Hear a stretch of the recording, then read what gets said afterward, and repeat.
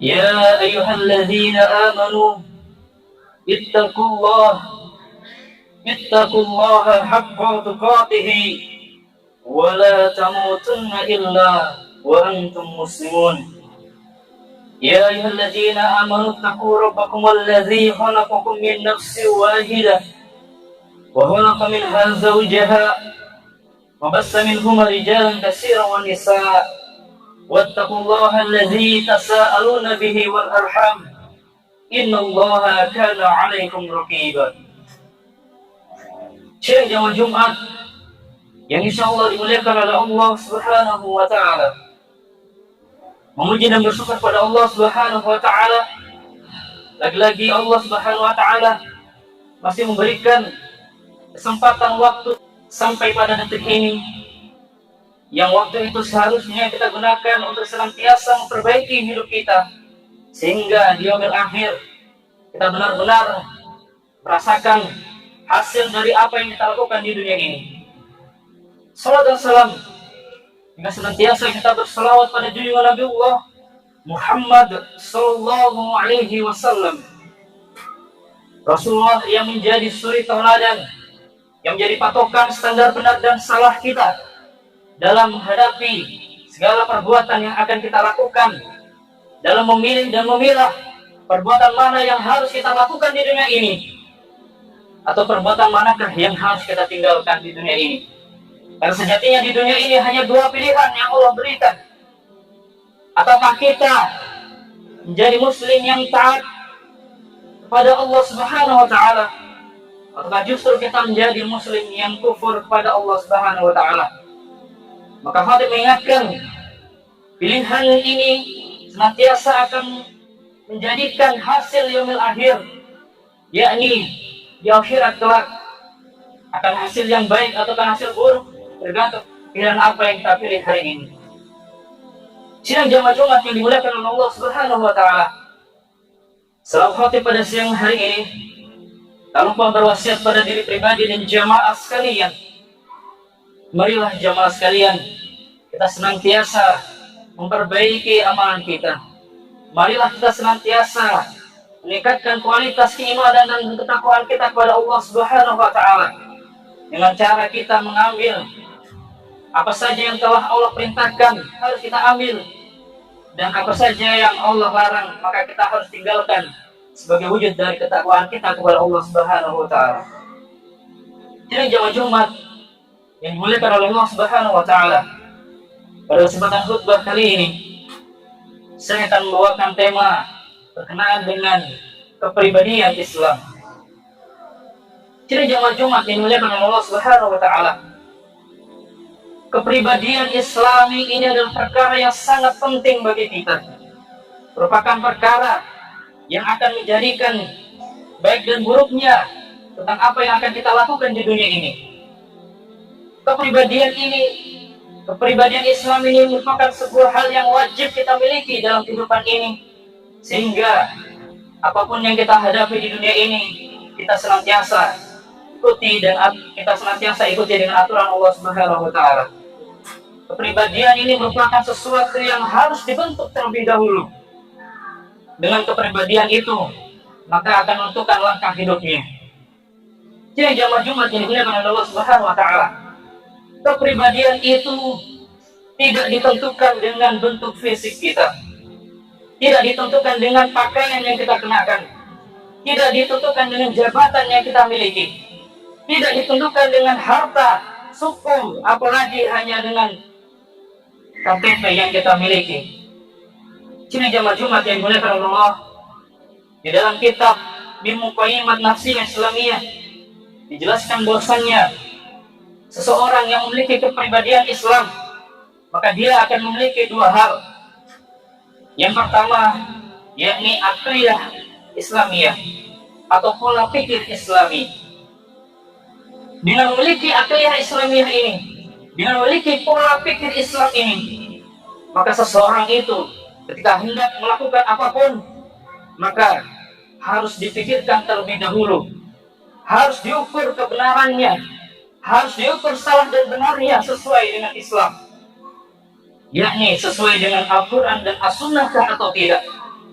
Jika perbuatan yang akan kita pilih itu tidak sesuai dengan Al-Quran dan As-Sunnah, maka wajib bagi kita untuk meninggalkan perbuatan-perbuatan itu. Maka pola pikir ini merupakan filter bagi kita, penyaring bagi kita dalam menentukan perbuatan apa yang akan kita lakukan dan perbuatan mana yang harus kita jauhi. Dalam menentukan standar benar dan salah ini, jamaah sekalian, itu tidaklah dinilai dengan perasaan, tidaklah dinilai dengan banyaknya kaum muslimin yang melakukannya, karena banyaknya kaum muslimin yang melakukannya bukanlah standar dan salah dan benar dalam perbuatan tersebut. Sebagai contoh, jamaah sekalian, hari ini ternyata banyak dari kaum muslimin yang terjerat dengan kasus ribawi. Mereka beranggapan bahwasannya perkara riba ini adalah perkara yang ada manfaatnya, perkara yang ada keuntungan di dalamnya, perkara yang banyak dilakukan oleh kaum muslimin. Tapi jamaah sekalian, sejatinya perkara riba ini adalah perkara yang tidak bisa dirubah statusnya, meskipun banyak kaum muslimin yang mengamalkannya. Wa halallahu al-bai'a wa harrama riba. Perkara riba merupakan perkara dosa besar yang harus kita jauhi, entah itu banyak yang melakukan ataupun tidak. Jadi jamaah Jumat yang dimuliakan oleh Allah Subhanahu wa taala, pola pikir Islam ini adalah merupakan benteng bagi kita untuk kita terhindar dari perbuatan-perbuatan yang mengikuti nafsu kita. Sehingga perbuatan-perbuatan yang kita pilih nantinya, ketika kita sudah saling menggunakan pola pikir Islami ini, ketika kita sudah saling dengan Al-Quran dan As-Sunnah ini, maka perbuatan kita akan senantiasa mengikuti wahyu yang diturunkan oleh Allah Subhanahu wa taala. Jadi jamaah Jumat yang dimuliakan oleh Allah Subhanahu wa taala. Yang kedua, yang menentukan kepribadian Islam ialah nafsiyah Islamiyah. Nafsiyah Islamiyah adalah pola sikap seorang muslim. Maka seharusnya seorang muslim harus memiliki nafsiyah Islamiyah. Seorang muslim harus menampakkan keislamannya, harus menampakkan sikap-sikap keislamannya di tengah-tengah kehidupan ini. Misalkan dalam kehidupan ini kita harus menampakkan keislaman kita, sikap keislaman kita dalam bermasyarakat. Kita harus senantiasa memiliki keramahan, kita harus menampakkan sikap kesabaran, sikap kepedulian, sikap perhatian, baik itu terhadap keluarga kita, baik itu terhadap tetangga-tetangga kita, ataupun sesama manusia. Yang kedua, kita juga harus senantiasa menyampaikan sikap berkenaan dengan harta yang dititipkan oleh Allah Subhanahu wa taala kepada kita. Maka seorang muslim maka menampakkan bahwasannya dia tidak akan gila dengan harta dunia. Dia tidak akan bersifat kikir, tidak akan bersifat bakhil terhadap pilihan-pilihan harta yang akan dikeluarkan di jalan Allah Subhanahu wa taala. Karena dia menyadari, karena dia meyakini bahwasannya harta yang diberikan Allah itu hanya titipan, dan harta yang sebenar-benarnya kita miliki ialah harta yang kita keluarkan di jalan Allah. Yang selanjutnya, nafsiyah yang harus kita tampakkan ialah kita menampakkan sikap terhadap keilmuan yang kita miliki.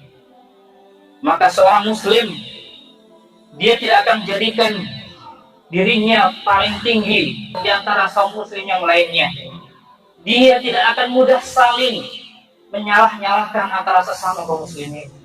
Dia tidak akan pernah saling menyesat-sesatkan di antara kaum muslimin. Apalagi dia tidak akan pernah saling kafir-mengkafirkan antara muslim yang satu dan muslim yang lainnya selagi masih berada dalam akidah Islam. Karena sesungguhnya jamaah sekalian, dakwah yang Nabi sampaikan dulu ialah mengislamkan orang, bukanlah menyesat-nyesatkan orang. Olehnya itu ada satu hal yang penting yang harus kita miliki, yang sering kita dengar bahwasanya adab itu harus lebih tinggi daripada ilmu. Jadi jamaah Jumat yang dimuliakan oleh Allah Subhanahu wa taala, syarat saksiyah Islamiyah, syarat kepribadian Islam itu haruslah memiliki kedua hal ini. Dia harus memiliki akhlak Islam atau pola pikir Islam, dan dia juga harus memiliki nafsiyah Islamiyah. Karena tidak cukup dia hanya memiliki akhlak Islam saja, sementara nafsiyahnya tidak Islami. Sehingga banyak dari kaum muslimin hari ini yang faham agama, banyak dari kaum muslimin hari ini yang cendekiawan, tetapi dalam kesehariannya tidak mencerminkan bagaimana saksiyah Islamnya. Sidang jamaah Jumat yang dimuliakan oleh Allah Subhanahu wa taala. Olehnya itu kaum muslimin harus terikat dengan dua hal ini. Dia harus memiliki pola pikir Islami, di mana ketika perbuatan itu harus didasarkan kepada Al-Quran dan As-Sunnah untuk menentukan kebenarannya, dan dia harus juga menampakkan sikap Islami dalam kehidupan masyarakat. Jadi jamaah Jumat yang dimuliakan oleh Allah Subhanahu wa taala. Lalu bagaimana untuk membentuk kepribadian Islam? Setidaknya dalam waktu yang singkat ini ada dua hal untuk membentuk kepribadian Islami. Yang pertama, yakni kita banyak-banyak mengingat tentang kematian. Kita banyak-banyak mengingat tentang hari akhir nanti. Bahwasannya perjalanan akhirat itu merupakan perjalanan yang sangat panjang, melelahkan dan butuh bekal yang sangat banyak. Dengan keyakinan ini akan mendorong kita untuk senantiasa berlomba-lomba dalam beribadah kepada Allah Subhanahu wa taala. Dengan mengingat kematian, dengan mengingat akhirat, maka kita setiap perbuatan yang akan kita lakukan di dunia ini, maka akan siap kita pertanggungjawabkan di yaumil akhir nanti. Kita akan semakin berhati-hati. Kaum muslimin hari ini ternyata begitu hati-hatinya ketika berkenaan dengan perkara dunia, tetapi dia tidak berhati-hati terhadap perkara-perkara yang menentukan akhiratnya. Misalkan hari ini kaum muslimin ketika ingin menggunakan alat senjata tajam, maka dia berhati-hati karena takut terluka. Ketika dia ingin menyeberang jalan, maka dia akan berhati-hati melihat kiri dan kanannya, sehingga dia tidak tertabrak oleh bin. Tetapi jamaah sekalian, ketika berkenaan dengan perkara akhirat, begitu luasnya orang, begitu kaum muslimin menyepelekan hal ini. Tidak ada kehati-hatiannya dalam kehidupan ini berkenaan dengan apa yang dilakukan sehingga mengakibatkan sesuatu di yaumil akhir nanti. Begitu banyaknya kaum muslimin yang bermaksiat, melalaikan ibadah. Ini adalah bentuk ketidakhati-hatian yang akan menjerumuskannya di yaumil akhir. Yang kedua, bagaimana membentuk kepribadian Islam? Ialah senantiasa menjadikan Al-Quran itu di depan kita. Al-Quran itu merupakan filter penyaring dalam perbuatan kita. Sebagaimana sabda Rasulullah SAW, "Man ja'alahu amamahu qadahu ilal jannah, wa min ja'alahu khalfahu saqahu ilan nar." Siapa saja yang menjadikan Al-Quran di depannya, maka dia akan menuntunnya ke surga. Tapi siapa saja yang menjadikan Al-Quran di belakangnya, maka ia akan menuntunnya ke dalam neraka.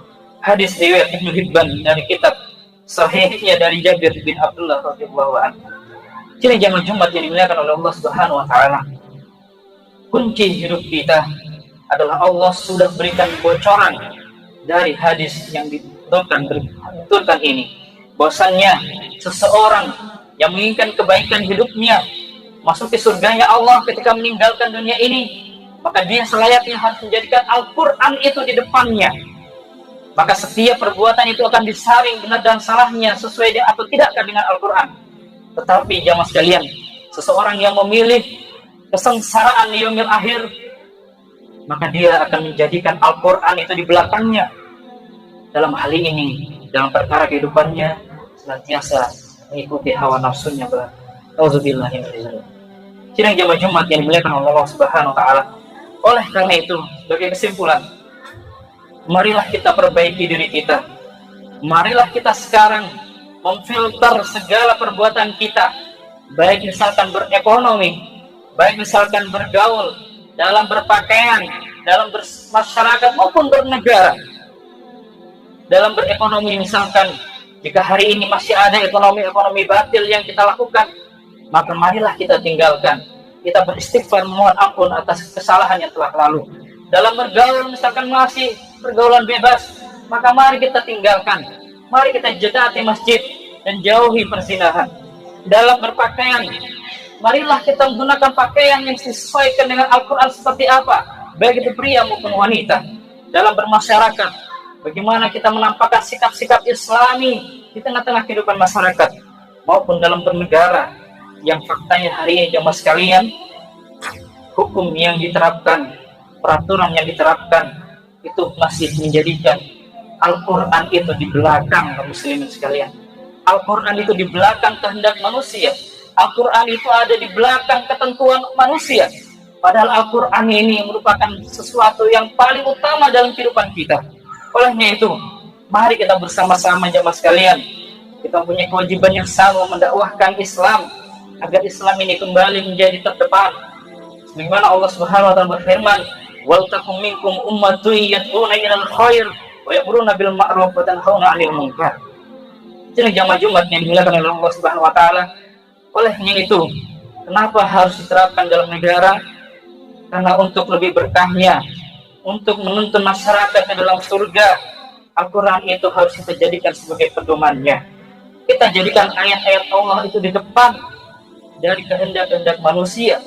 Ketika Allah Subhanahu wa taala mewajibkan kita untuk meyakini kebenaran Al-Quran, maka kita harus yakin bahwasannya Al-Quran itu merupakan pedoman hidup kita.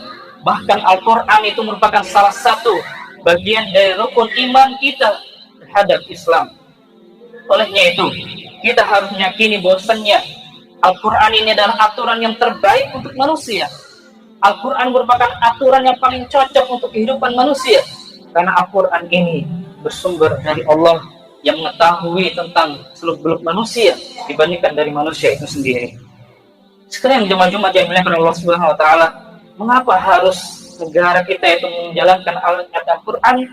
Karena negara ini merupakan poin penting keberhasilan dalam kita menciptakan kepribadian Islam, sebagaimana topik pembahasan hari ini.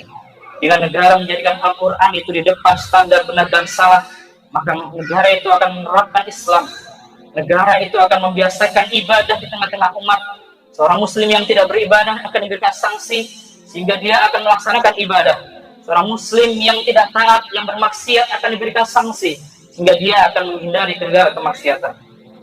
Tapi jamaah sekalian, anehnya hari ini, jika ada seorang muslim yang berjuang, seorang muslim yang menginginkan untuk tegaknya Al-Quran ini, tapi tidak sedikit juga dari kaum muslimin lainnya yang mencaci, yang menghina, bahkan menghalangi untuk tegaknya Islam di muka bumi ini. Lalu pertanyaannya jamaah sekalian, kepribadian apakah yang dia miliki itu jika dia menghalangi tegaknya Al-Quran dan As-Sunnah di muka bumi ini? Bukankah seorang muslim itu harusnya menginginkan dan harusnya diatur dengan Islam, mencintai Islam, bukanlah dia membenci Islam. Barakallahu wa lakum fil Qur'anil Karim, wa nafa'ani bima fihi minal ayati wa zikril hakim. Aqulu qouli hadza wa astaghfiruhu innahu huwal ghafurur rahim.